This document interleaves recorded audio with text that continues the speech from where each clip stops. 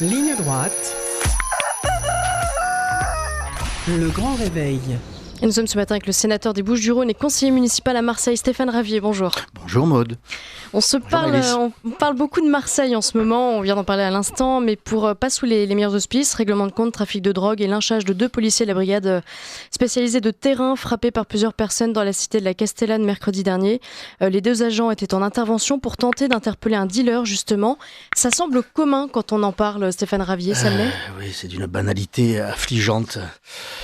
Écoutez, Marseille est en train de sombrer, c'est pas faute d'avoir alerté les autorités locales et nationales dès 2005. En 2005, souvenez-vous, il y avait les émeutes partout en France, dans tous les quartiers dits populaires, autrement dit quartiers grands remplacés. Eh bien, à Marseille, le maire de l'époque se targuait que à Marseille, ça s'était bien passé, il n'y avait pas eu d'émeutes. Preuve que sa politique, que l'OM, le soleil, la tapenade et le pastis, ça faisait une recette miracle et que donc ça se passait bien à Marseille. En réalité, je dénonçais déjà à l'époque la mainmise des trafiquants dans les cités et qui avaient sifflé la fin de la récréation. Ils avaient même empêché que ça commence parce que, évidemment, quand il y a des émeutes, la police intervient dans les cités et ça nuit au business. Donc depuis 2005, la situation s'est fortement dégradée et aujourd'hui, c'est une narco-city, c'est une narco... avant que la France ne soit un narco-État, parce que ça nous pend au nez. Et vous avez la Belgique, les Pays-Bas, où les journalistes sont menacés, où la famille royale est menacée. Ouais. Et on s'achemine vers cette situation, parce que loin d'avoir une politique répressive, contrairement à ce que disait Madame Rousseau, là, la politique est répressive dans les textes, mais pas dans les faits. On en est très loin, ce qui permet aux trafiquants de développer leur activité, pas seulement à Marseille, mais partout en France. On peut le rappeler, Stéphane Ravier, Marseille a connu une hécatombe ces dernières semaines avec un adolescent brûlé vif et l'air dit de coups de couteau sur fond de guerre des gangs, un chauffeur de VTC qui transportait un tueur à gages de 14 ans qui a été abattu par son client d'une balle dans la tête. L'année dernière, 49 narcomicides, comme on dit, ont été enregistrés dans les Bouches-du-Rhône. Et en février, une étude de la Commission européenne plaçait Marseille dans le top 3 des villes les plus sales et les moins sûres d'Europe. Ça fait beaucoup. Alors je vous pose la question assez crûment, est-ce que c'est pas un peu trop tard pour cette ville ? Non, il n'est jamais trop tard. Il n'est jamais trop tard pour bien faire enfin. J'entendais là tout à l'heure le reportage sur la cité La Caillole, avec ces chauffeurs de bus qui demandent la police municipale dans les bus. Bientôt, ça sera l'armée, pourquoi pas.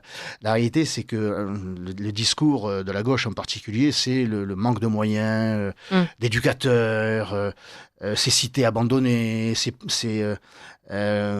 services publics qui quittent les quartiers et qui créent donc le terreau pour la drogue. En réalité, c'est l'insécurité. En général, le trafic de stupes en particulier, qui fait partir les services publics. Plusieurs exemples de crèches qui existent et qui ferment leurs portes parce que le stup s'est installé devant l'entrée, de bureaux municipaux de proximité qui ferment parce que le trafic de stup s'installe. Et la Caillole, c'est une cité qui n'a rien d'inhumain, il n'y a pas de tour, elle est au pied des calanques. Ah oui. Elle est au pied des calanques et il y a eu plus de 60 millions d'euros d'injectés dans cette cité pour sa rénovation. Il y a des bus, il y a toutes sortes de boutiques et de services. Donc vous voyez bien que ce n'est pas une question d'environnement. Donc il faut prendre vraiment ce problème tel qu'il est aujourd'hui. La drogue nous mène une guerre.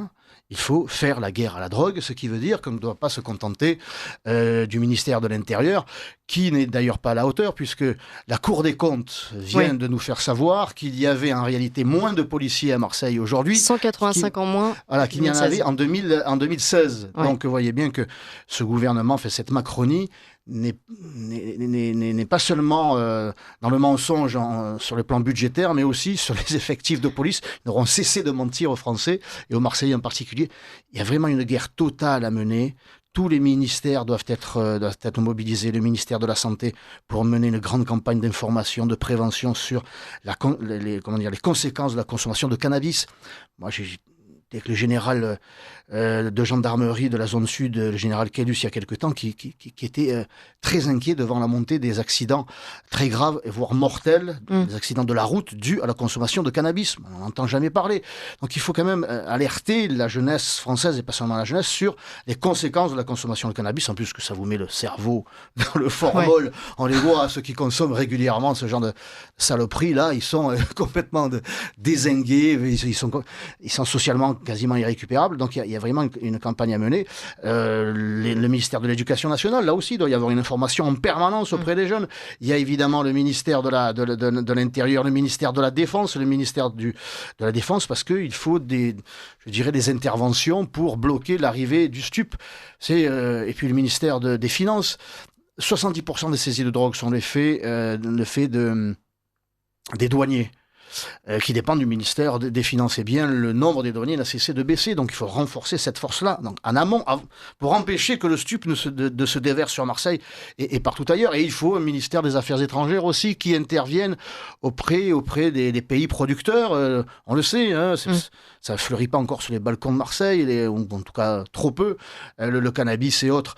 On sait que le Maroc fournit l'essentiel du cannabis, que la cocaïne vient de Colombie. On devrait s'alerter devant l'information que nous a livrée Xavier Hofer, qui est régulièrement l'invité de votre radio, et moi je l'écoute, et j'allais dire quasiment religieusement, et qui nous dit, parce que lui il va là-bas, par exemple en Colombie, et il se renseigne, et il nous a informé il y a quelques mois que la récolte de coca, de feuilles de coca, n'a jamais été aussi bonne. Ce qui veut dire que là, dans les prochains mois, et peut-être déjà aujourd'hui, il va y avoir une offre de coke, ça va déferler sur l'Europe, ce qui fait baisser les prix. Donc il y a tous ces éléments. On doit prendre vraiment toute la chaîne du trafic de stupes, de la production à la vente, et le consommateur. Le consommateur, il doit lui aussi être sévèrement sanctionné. Alors, il y a une amende de 130 €, je crois. Les Bouches-du-Rhône, nous sommes le premier département, on est en tête dans la verbalisation. Mais le préfet de police vous dira que 60% de ces verbalisations ne sont pas payées. Donc vous voyez bien que la politique répressive, elle est dans le texte, dans la salive, mais pas dans les faits. Vous appelez à une mobilisation générale des ministères. Qu'est-ce qui empêche l'État aujourd'hui de faire ça ? Je sais pas, un manque de volonté, un manque de moyens. Peut-être qu'ils sont devant une montagne et que ça les effraie. Il y a des priorités partout, manifestement. Là-dessus, quel est de courage. Le bilan de Gérald Darmanin, parce vous l'avez rappelé tout à l'heure. La gauche qui fait croire qu'il y a du tout répressif et que ça ne marche pas. Moi, je dis au gouvernement, le tout répressif ou le répressif comme il doit exister, en réalité, n'existe pas. Les policiers, ils doivent être eux aussi en capacité d'affronter ce trafic, et en particulier les trafiquants. Quand on voit que ces policiers sont mis à terre à Marseille, dans la cité La Castellane, et qu'ils sont roués de coups par une dizaine de crapules, alors qu'ils ont leur arme de service sur eux. Ça veut dire qu'ils ont préféré être passés à tabac plutôt que de se servir légitimement de leur arme. Pourquoi ne s'en servent-ils pas ? Parce qu'ils savent, ils imaginent que leur hiérarchie va leur tomber dessus, que la presse va leur tomber dessus, que la justice va leur tomber dessus. Un ministère qui doit être effectivement lui aussi mobilisé, mais dans le sens répressif. Les expulsions, les moyens aussi donnés à l'administration pénitentiaire. Donc on voit bien que ces policiers ne sont pas en capacité au quotidien de mener leur mission. Ils préfèrent être roués de coups plutôt que de se servir de leur arme, alors qu'ils sont en danger quasiment de mort imminent. Il n'y a pas de soutien. Donc ce soutien, il doit exister, ça doit passer par la présomption de légitime défense. Il doit... en étant convaincus qu'ils peuvent se servir de leur arme, les crapules le sauront aussi. Vous savez, la répression, c'est la meilleure des préventions. Quand en face, ils sauront que la police désormais a le droit de se servir de son arme ou de leur arme, et les policiers ne seront pas immédiatement sanctionnés, ça va les faire reculer. Et puis s'il faut s'en servir, eh bien ils s'en serviront. Mais on a vu le scandale que ça avait provoqué lorsque un policier avait sorti son arme, je crois que c'était pendant l'épisode des Gilets jaunes, où il se faisait caillasser, enfin bref, ils étaient en danger, ils avaient sorti l'arme sans tirer évidemment, et ça avait créé un tollé. C'est pas uniquement la hiérarchie, c'est aussi la presse, ce sont les médias, c'est l'opinion publique. Qui les condamne, même le président de la République avec l'affaire Naël. Ah bah oui, là, Rappelez-vous l'affaire Naël, dans les heures qui ont suivi, le président de la République lui-même avait trouvé cette affaire, l'utilisation de l'arme comme étant inexcusable. Il n'y avait pas eu d'enquête, d'accord. Et l'enquête, aujourd'hui, révèle que la procédure a été respectée de bout en bout. Ouais. Donc, j'espère qu'il y aura un non-lieu pour ces policiers, mais ils ont été lynchés publiquement par les médias et par le président de la République lui-même. Donc il faut remettre quand même un petit peu l'église au milieu du village. Les délinquants, ce ne sont pas les policiers. Les délinquants, ce sont les trafiquants et il faut les traiter comme tels.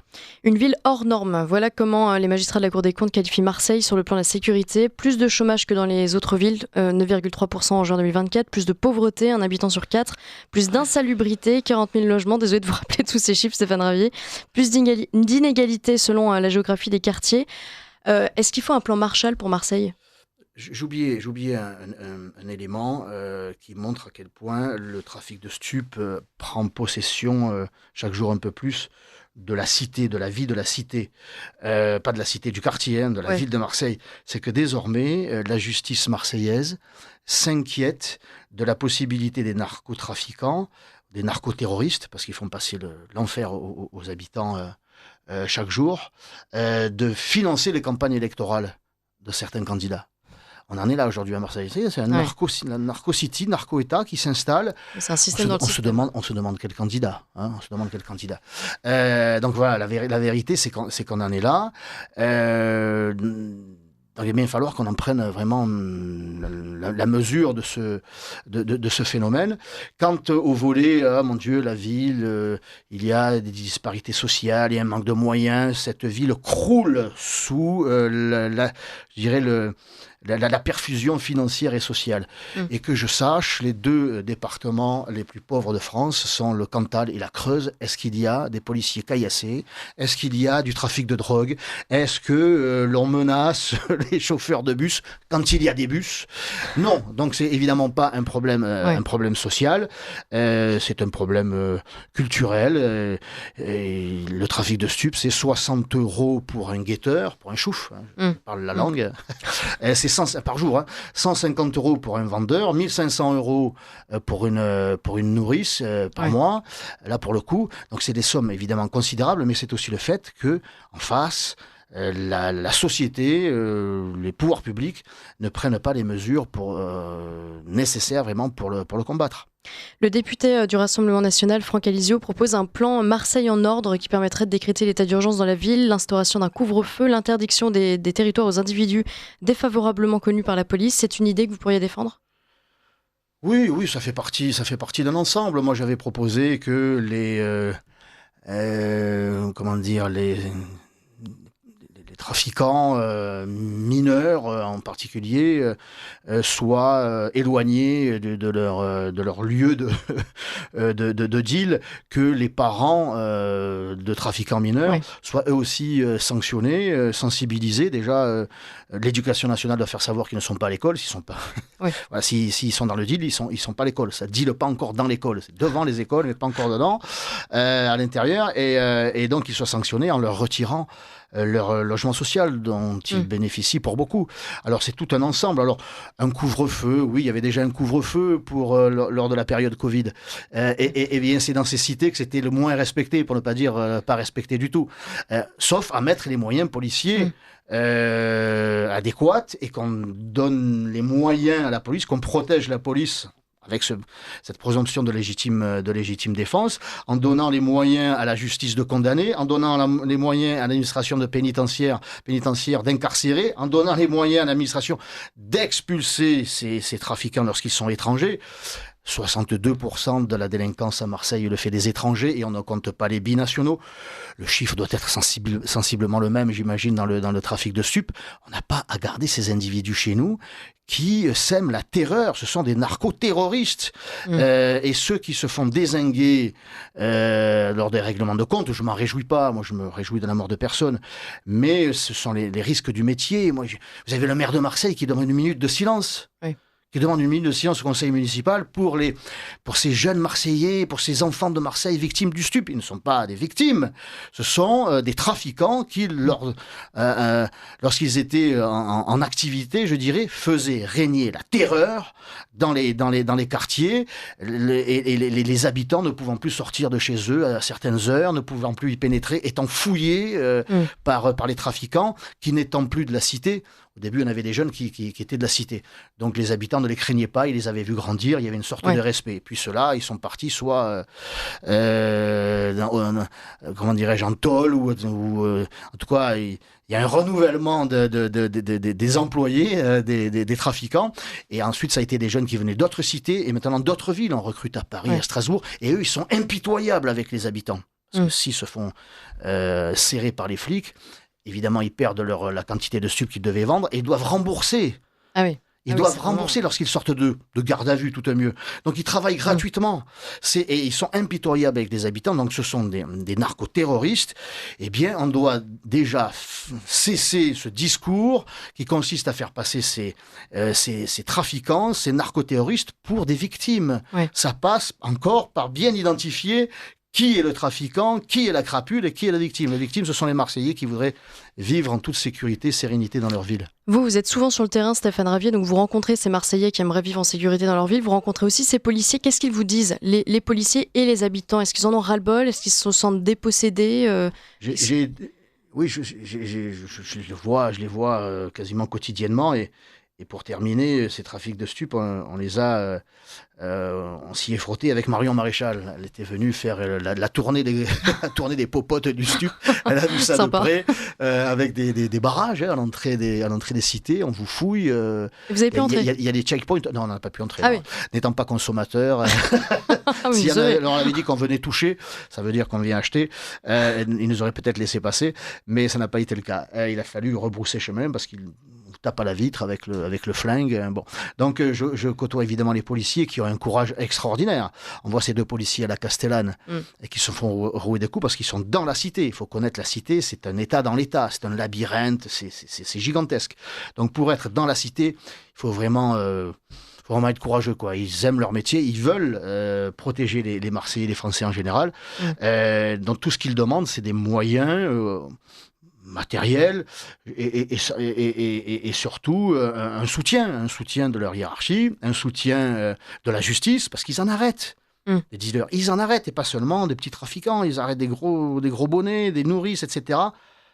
Mais tout ça est détricoté derrière en quelques heures par une justice qui, quelquefois, n'a pas les moyens non plus de condamner. Il n'y a plus de place. Qu'est-ce que vous voulez? Ils appellent le proc. Qu'est-ce que vous voulez que j'en fasse? Il n'y a plus de place au Baumette, il n'y a plus de place ailleurs. Alors on les remet en liberté. Et alors qu'ils connaissent le terrain par cœur. Moi, j'ai fait plusieurs tournées avec eux. Là aussi, la tournée des Grands-Ducs, ils entrent dans les cités. Hein. Ils disent, oui, monsieur Ravier, monsieur le sénateur, là, on l'a arrêté 3 fois. Il ne va pas tarder à l'arrêter une 4e. Le point de stup, il est là. Le deal, il est là. La nourrice, elle est là. Donc, ils connaissent le terrain par cœur. Il faut simplement leur donner le feu vert. Il nous reste une toute petite minute, Stéphane Ravier. S'il fallait nous donner quand même envie d'aller à Marseille, qu'est-ce que vous nous diriez ce matin? Eh bien, écoutez, je vais dire du bien de la municipalité pour terminer. Ce week-end, j'étais sur la corniche avec mon épouse et mes 2 enfants. De temps en temps, il y a une opération qui s'appelle La Voie est libre. La corniche est réservée aux piétons et aux cyclistes. Là, il n'y a pas de circulation. Il y a une vue extraordinaire. La vue est différente quand il n'y a pas de bruit des véhicules. C'était extraordinaire. Il y a cette façade maritime et puis il y a Notre-Dame de la Garde où il n'y aura pas de salle de shoot. Il n'y en aura pas. S'il se pointe là, c'est à coup de pompe dans le cul que je les sors de là. Alors, tout ça, c'est les Europe Écologie Les Rouges qui a essayé de faire le buzz. Ils y sont parvenus. Marseille, c'est une ville fantastique. C'est un patrimoine culturel, c'est des paysages, c'est un savoir-vivre, un savoir-être, mais qui est menacé aujourd'hui malheureusement. Mais je serai là en 2026 pour participer au redressement de cette magnifique ville, la ville de la Bonne Mère. Bon, on fait confiance. Merci beaucoup Stéphane Ravier. Je rappelle que vous êtes sénateur des Bouches-du-Rhône, conseiller municipal de Marseille et président du mouvement Marseille d'abord. C'est ça. Mouvement. Merci beaucoup Stéphane Ravier, à bientôt. Merci Maud, merci à vous.